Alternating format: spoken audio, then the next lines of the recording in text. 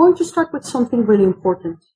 If you're about to turn 65, you need to know that you can enroll with no health questions asked if you do so during your 6-month open enrollment period. If you are within this range, or if you are already enrolled into Medigap and want the possibility of a lower premium for the same benefits, this video is for you.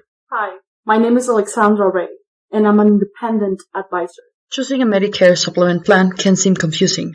There are hundreds of insurance companies, and on the top of that, there are many plan letters. The question is, how do you pick the right plan? Stick around, and I'll show you how to simplify this process so you can make an informed decision. One thing that most insurance companies don't want you to know is that the plan benefits are standardized.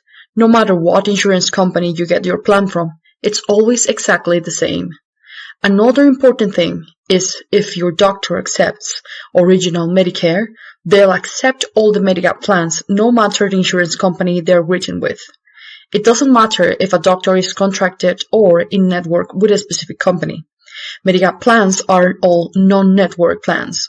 This means you can select any Medicare provider across the nation, no matter who is your plan producer. Having original Medicare and no supplemental coverage is not wise.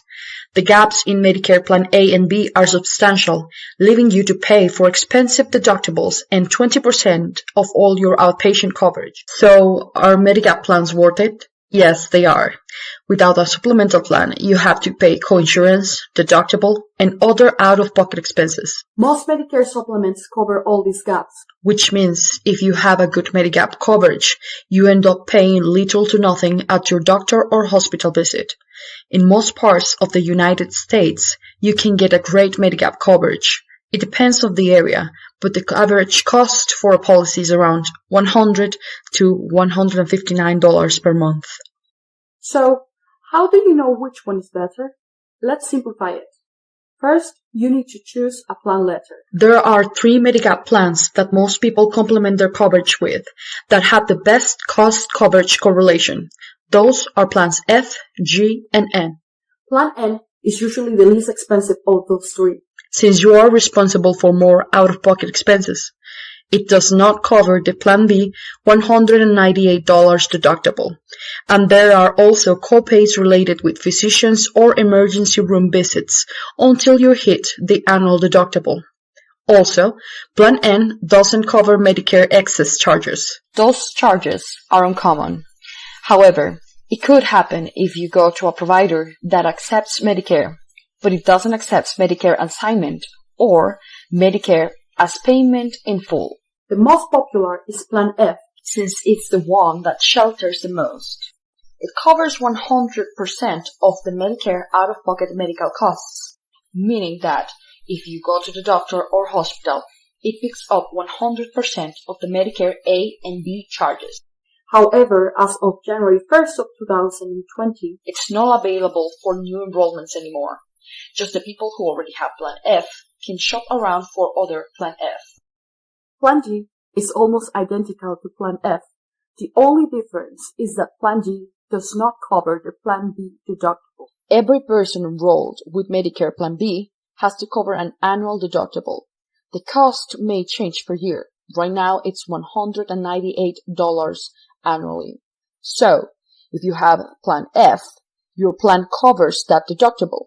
With Plan G, you are responsible for the first $198 of your medical bill, and after that, Plan G pays 100% of all the out-of-pocket costs, just like Plan F. There is one important advantage that Medicare supplements Plan F and G have over all the other Medigap plans. These 2 popular plans are the only Medicare supplemental plans that offer coverage for Part B excess charges. And that's important if you want maximum flexibility to choose your healthcare provider. When you see a provider that doesn't participate with Medicare, they can charge up to 15% more than the standard Medicare rate for your services. You will pay this money out of pocket unless you have Medigap Plan F or Plan G. It's definitely something to consider if medical provider choice is important to you. Remember that if you're already enrolled with Medigap, you can shop around for a different plan or same plan with a different provider. This will give you the possibility of having the same plan for a lower premium. If you apply for another plan and end up not getting it because of underwriting or other issues, there's no danger in losing the one you already have, so you can freely shop around with an advisor. Which takes us to the second step, choosing a plan that fits your budget and expectations. When it comes to choosing your plan letter, you need to consider the following things. Your monthly budget. How often do you go to the doctor? Are you comfortable with a small annual deductible while knowing exactly how much out-of-pocket expenses you'll have throughout the year? Or do you prefer to pay lower premiums but pay out-of-pocket expenses when you visit the doctor? In this case, are you comfortable with copays? The plan that I usually would not recommend for most people is Plan F, since it's a higher cost than Plan G, even though the only difference between them is that Plan F covers the $198 Plan B deductible. Looking at the prices, Plan F tends to be around $300 to $400 higher per year, meaning that you pay that extra money to the insurance company for them to pay the $198 Medicare Plan B deductible. Currently, Plan G and Plan N are the most popular plans, both being excellent options that can fit your needs and budget. Okay, we already established Medigap plans are standardized and the benefits are the same no matter who the provider is. However, there are differences in the rates, sometimes a very significant amount from one insurance to another. It's not uncommon to see people with the same plan but with different premiums. Why is that? Well, the premiums vary significantly between insurance companies due to several factors, including the approach it has, which could be issue age rated, attained age rated, or community rated, high deductible, medical underwriting, etc. The bottom line is that the benefits will always be the same, so it's important to shop around to get a fair rate for your Medicare supplement plan. Which brings us to the important question and to step 3. Select your Medicare supplements provider. How do you decide which provider is better?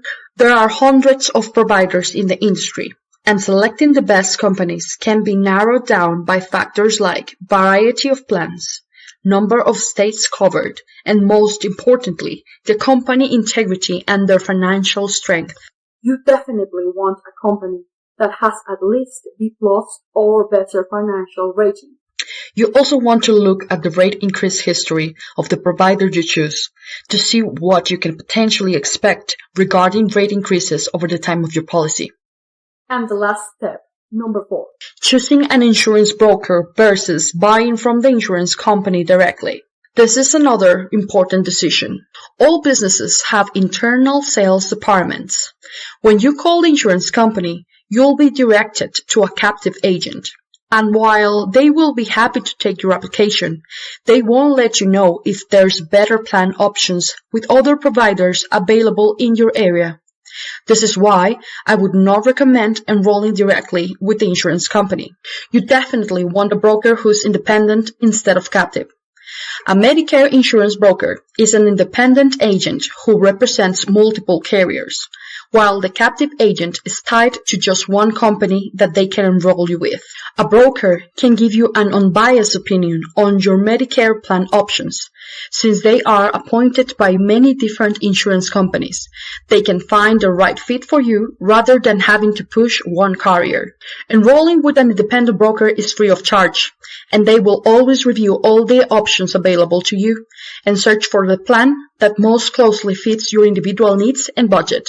Summing up, choosing a supplemental plan can seem intimidating, but it doesn't have to be if you have someone guiding you through these steps. I hope this was a helpful and easy to understand explanation about Medicare supplements.